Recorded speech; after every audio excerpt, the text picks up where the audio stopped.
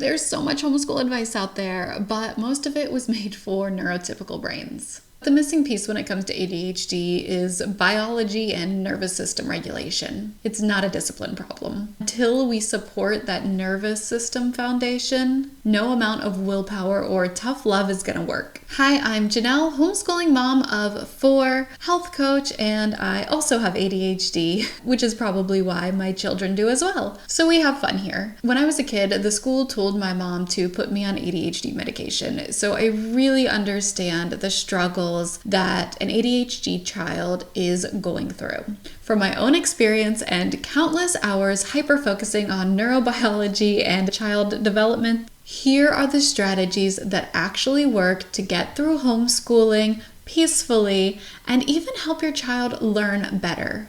So when our nervous system is dysregulated, it puts us in that survival mode. Think about when you're stressed out, overwhelmed, didn't sleep good at night. You just aren't there the way you could be. And a brain in survival mode can't learn. It's just not available to new information because it's too busy trying to find safety.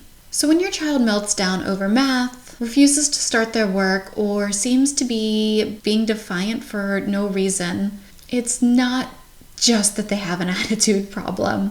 It's that their nervous system is out of whack. They're not giving you a hard time, they're having a hard time. For us parents, we have to learn to respond without frustration. And we absolutely can't take it personally because parent and child actually have co-regulation going on. So for them to become regulated, we also need to stay calm and be a solid foundation for them. We really want to avoid constantly being triggered. This is only going to make them feel bad, make them feel like there's something wrong with them, and eventually and over time damaging that relationship, damaging that bond between us and them and the relationship that they have with themselves and their own confidence. So here's how this actually plays out in the brain of a parent dealing with some learning resistance, right? Instead of thinking, why can't you just do it? The book is right in front of you. The worksheet is right in front of you. We have to start asking ourselves, what do they need to support them right now? What does their nervous system need right now? How can I help them feel safe? How can they move through this and get what they need? That one question changes everything. What does their nervous system need right now? Instead of being somebody who's trying to discipline and force them, you switch roles into a supporter. Another mindset shift here is to just lower your expectations, truly. Our motto here is constantly, let's just make progress. It's not about being perfect. It's not about getting it done in the time block. We just have to get it done. We just have to continue to make progress. And if your child can constantly feel like, okay, I'm still making progress. It's okay if I need to take a break. It's okay if I'm getting distracted because I keep making progress. That's what we want to cling to. I'm constantly telling my children, everything is figure outable, and I know this is hard, but you can do hard things. This is a message that they are constantly receiving. And a pro tip here, sometimes they actually don't need you to say anything at all. They know what they're supposed to be doing. You've already told them, you've already given them their assignments. And if they're having a hard time, they might just need you to walk away and leave them alone for a minute. Us with ADHD, we really have to process what is coming next. We can't just go into it. That transition period can be really, really difficult. Stopping whatever we were doing to start something new. There is some delayed processing there. If you want to help this transition go a little bit smoother and faster, you can try discussing the work that needs to be done the night before so that their brain has already had time to process it. And then it doesn't feel so unexpected the next day. Even if you do the same thing every week, it doesn't matter. Still seeing those exact assignments the night before will really, really, really help. Also, discussing everything again, maybe at breakfast, And helping them get out their work and saying what needs to be done out loud can be really helpful. And saying, you know what, I will sit here right with you. I know we can't do that constantly, but for that transitional period, being there with them, it really is a hard time that they need support with. But if they are having a hard time and you do need to just walk away, that's okay, because that's actually showing that you respect them to know what they're doing and trusting that they are going to do what they need to do. So let's talk about how to set up your child's nervous system for success before you ask them to do anything. If we wait until school time to address regulation, we're actually already behind. It's a losing battle. The morning is where we win or lose the day. I actually found that there are 5 critical habits that need to be done in the morning if you want focus and learning to get homeschool done without all the power struggles. So let me walk you through each part. We're not going to wake up our children early. We're not doing that. We're going to let our children and ourselves, because we need to be regulated too, sleep in until our bodies naturally wake up. The second part that is critical is our own self-care for us and for our children. Because I go to bed early with my children, I do naturally wake up before them most mornings, and I get at least an hour to myself to fill my own cup before they start asking me for things, right? And then when they wake up, you're hearing me say things like, hey, have you taken care of yourself? How are you feeling? How are you doing? How did you sleep? But I am just trying to get them to start asking themselves the questions of what does my body need to care for itself before I get into what needs to be done.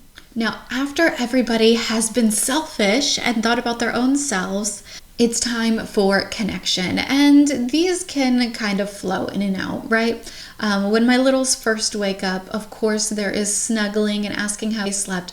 So sometimes that connection happens first for the children, but the self-care happens first for me. I hope that makes sense. But this directly correlates to that co-regulation I was talking about.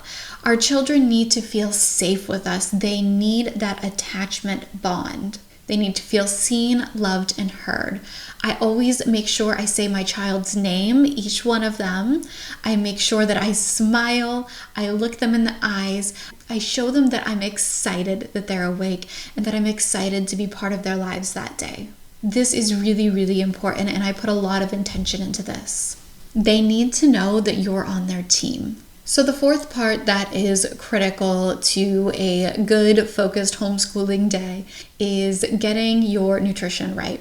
This is avoiding anything that's going to spike blood sugar. We don't want our kids super hyper, and we don't want them crashing. So usually what breakfast looks like for us in the morning is just some eggs scrambled in ghee. We are looking for protein and healthy fats. We also do some supplementation for cognitive health. So that looks like fish oils. For me, it looks like adaptogens like L-theanine and ashwagandha. My son and sometimes my oldest daughter will take these mood chews that have L-theanine and GABA.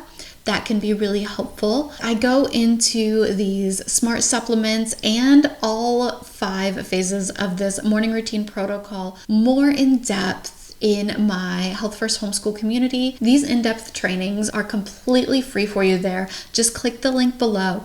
Try it. Tell me how it works for you in the community. I can't wait to hear from you there. Let me tell you real quick what that 5th part is. It is movement. But exercising actually produces something called BDNF, brain-derived neurotropic factors. This is really, really great for processing information and retaining and learning that information. Moving our bodies can really help us access that flow state. For ADHD brains, exercising really becomes crucial. We do all kinds of things to make sure movement is happening. Most mornings we take a walk or turn on the TV and do yoga, but I also have 2 different swings in the house. I have a climbing gym with a pull-up bar. We have a trampoline in the backyard. I'm so excited to hear from you guys and hear how prioritizing health like this really transforms your homeschool. So now that we've got the morning routine right, let's dive into some strategies on setting up your home environment for ADHD. Now, I already mentioned the swings and the climbing ladder.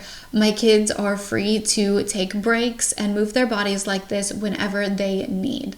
My son will often push his chair away from the desk and he will stand. He will take his books and go read in the beanbag chairs in his bedroom. They will take books to the swings. They will take books to the trampoline or outside in a rocking chair. Changing environments and changing the way you're sitting or standing is an ADHD strategy for learning. Being in this same environment can be really, really difficult for us. We need novelty. We have actually started to attach certain types of work to certain environments, and this just kind of happened naturally. So when we do spoken dictation, I love to go outside. And because I have ADHD, this really works for me too. I get tired of being in the house. The kids get tired of being in the house. So we started doing the spoken dictation outside on the back porch. So start thinking about a subject you might want to take somewhere else. The next environmental strategy I hope you guys know is coming is decluttering. And I really have to work on this one myself. We have done several donations these past few months. What happens is every single thing that we look at, our brain has to process it. And this also has to do with the friction involved in getting started, that transitional getting started period. If there's a ton of information coming in from a bunch of stuff, this is going to cause overwhelm. It's going to dysregulate that nervous system. It's going to give us too many things to process. And if materials are hard to access and you have to dig through a mess, this is going to be too much friction. Let's talk a little bit more about removing friction. This might not actually look like clutter. This can also look like having materials on a shelf in a closed bin. If they have to walk to the shelf, get the bin down, put it down somewhere else to be able to open the lid to get their material, it's already too much. It's too many steps. So I actually have open bins with the exact books that my children need for that month right there, so that all they have to do is grab them. There are no prior steps to accessing that book. Their binder is already there. Those core materials don't need to be gotten out. The only thing that is put up on a shelf is their math manipulative blocks. Very often I will go and get those for them when they need them, because I know simply asking them to go get the manipulatives can feel like too much. It truly, truly can. It's not that they're lazy. It just feels like restarting when they finally got sat down at their desk and into a flow. I even use this as an adult. I hardly use my dresser drawers for my clothing. Most of my clothes are just in an open bin, and I've done this for all of my children too. We still have some dresser drawers for those things we only use every once in a while, like bathing suits and coats, but our main everyday clothing is just in a clothes basket. We really have to let go of the idea of these things being lazy and realize that we should be doing whatever we can to make our lives easier, simpler, and more accessible for everyone. Another strategy I want you to have when it comes to environment in your environmental toolbox is noise. We've already talked about visual clutter. Now we're going to talk about auditory clutter. If you are running the dishwasher and the dryer and vacuums, this can all be super distracting. Any little noise, even clocks ticking or fans running, can feel like torture to an ADHD brain when they're trying to focus. I actually can't even have an air purifier on. And this is different for everybody. The air conditioning doesn't bother me, but that air purifier really, really does.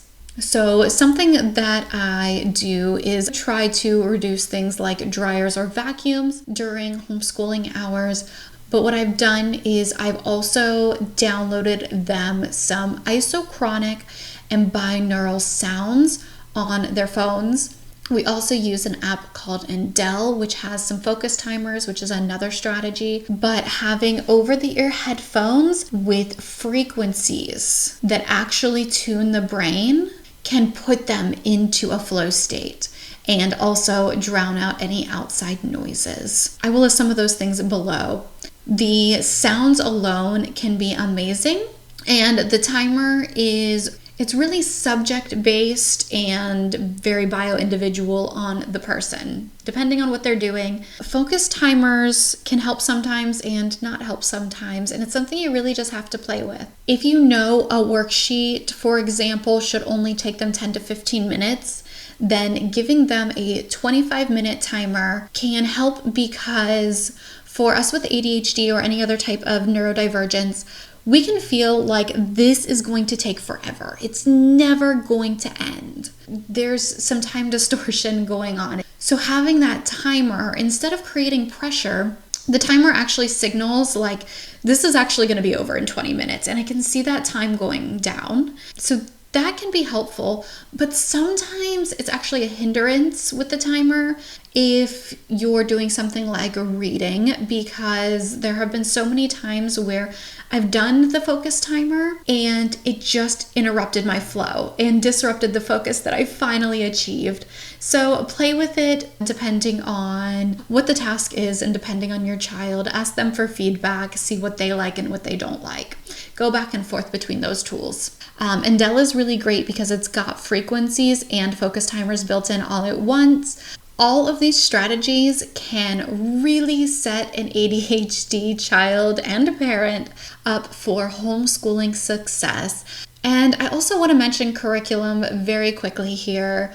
Last year we tried online and it really did not work for us. We found that having a hands-on curriculum where you're flipping books, where you're marking off the schedule of what has been done and seeing what needs to be done, all works so much better for our ADHD brains.